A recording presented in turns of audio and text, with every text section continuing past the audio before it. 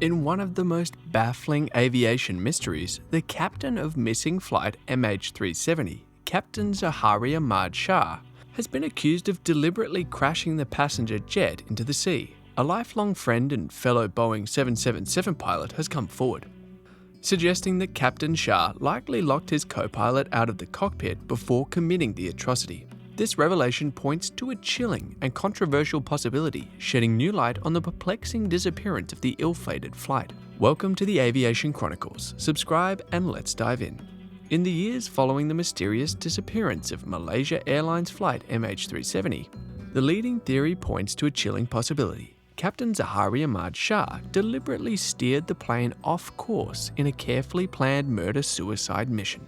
Data analysis revealed that the Boeing 777-200ER veered off its intended path and flew over the vast expanse of the Indian Ocean until it ran out of fuel, violently crashing into the water with 239 people on board. Investigators have uncovered disturbing evidence suggesting that Captain Shah might have been clinically depressed. The suspicion arises from his eerie flight simulator simulations at home, where he replicated a flight path similar to MH370's, culminating in a crash in the Indian Ocean after fuel depletion. Additionally, just hours before the crash, the plane's passenger cabin was possibly deliberately depressurized, leading to the tragic demise of everyone on board. Furthermore, at the same time, the electrical system was turned off, making the aircraft untraceable by satellite. This sequence of events led experts to believe that Captain Shah orchestrated a well-calculated plan to take the lives of all passengers and crew members. The puzzle of why Captain Shah might have committed such an unthinkable act remains unsolved. Despite being described as lonely and sad, it is challenging for his friends to reconcile the image of the man they knew with the potential perpetrator of this heinous act. His troubled marriage and rumoured affairs with flight attendants are speculated to have contributed to his emotional state. One of Captain Shah's close friends, who wished to remain unnamed, shared that he reluctantly concluded that his lifelong companion was responsible for the plane's fate. According to the friend, Captain Shah likely tricked his inexperienced co-pilot, Fariq Hamid, into leaving the cockpit and then locked him out. This sinister plan allowed Captain Shah to maintain control of the aircraft until the tragic end. As the investigation into the mysterious disappearance of Malaysia Airlines Flight MH370 unfolds, the focus is intensifying on Captain Zaharie Ahmad Shah and his co-pilot Fariq Abdul Hamid. A critical revelation points to the deliberate disabling of the plane's tracking devices and communication systems from the cockpit, leading to its intentional deviation from the intended course. Police have conducted searches at the pilot's home in Kuala Lumpur's Shah Alam neighbourhood and are meticulously analysing their psychological profiles, family life, and connections to shed light on the enigmatic circumstances surrounding the flight's vanishing. Captain Zaharie Ahmad Shah, the 53-year-old veteran pilot of Malaysia Airlines Flight MH370, had an impressive flying career, accumulating 18,000 hours of experience since joining the airline in 1981. Described as a passionate cook and avid fisherman, he lived with his family in an upscale gated community in Kuala Lumpur.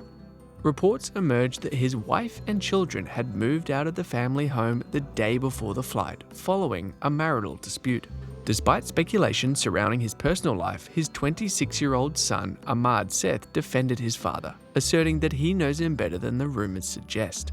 Among his fellow aviators, Zaharie was highly respected for his professionalism and mentorship towards younger pilots. An aviation geek at heart, Captain Zaharie built a flight simulator at home that mirrored the Boeing 777-200 he piloted.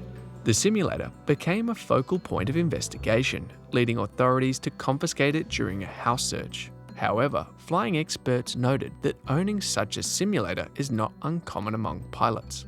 Zaharie's online presence in the flight simulation community showcased his dedication to promoting the joy of flying and flight simulations. His close friend Peter Chong vouched for his innocence, emphasizing that Zaharie's simulator sharing was merely an expression of his love for flying and a desire to share the experience with friends. Another point of contention was Zaharie's connection to Malaysian opposition leader Anwar Ibrahim through marriage. Anwar confirmed the relationship, stating that the captain was a decent man and a close friend of the opposition party. Speculation in the British press suggesting Zaharie's involvement in hijacking the plane as revenge for Anwar's sentencing was refuted by Anwar as a smear campaign against both the pilot and the opposition party.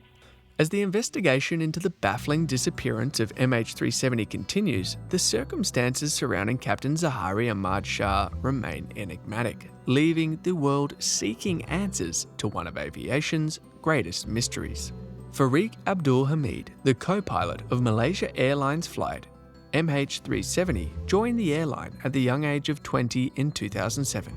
He had been co-piloting the Boeing 777 only recently and had accumulated about 2,700 hours of flight experience by the time of the flight's disappearance. Fariq came from a family of distinction, with his father being a senior civil surgeon in Selangor Estate. He studied aviation at flight school on the picturesque Malaysian island of Langkawi. Although MH370 was Fariq's first flight aboard a Boeing 777 without a training pilot supervising him, aviation experts downplayed his relative inexperience, citing that his role alongside an experienced pilot like Captain Zaharie Ahmad Shah would not pose any risks.